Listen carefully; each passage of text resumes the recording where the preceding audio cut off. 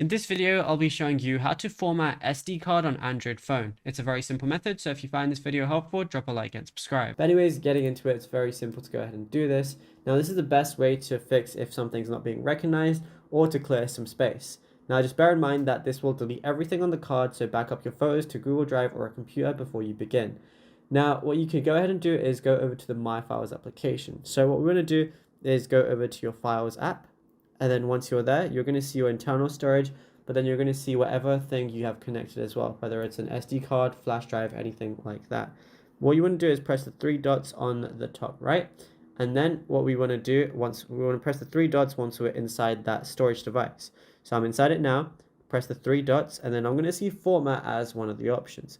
Go ahead and click on that. It's going to say everything on this USB storage one will be erased. So then just go ahead and click format, and then that's it. You'll be good to go. And then, that could be useful if you're trying to make it your main internal storage device or anything like that. And yeah, it's as simple as that. Now, if you found this video helpful, be sure to drop a like and subscribe. And also be sure to check out all our other tutorials that we've been posting on the channel as well, because there is a lot to go through and you might find something that you don't know about yet.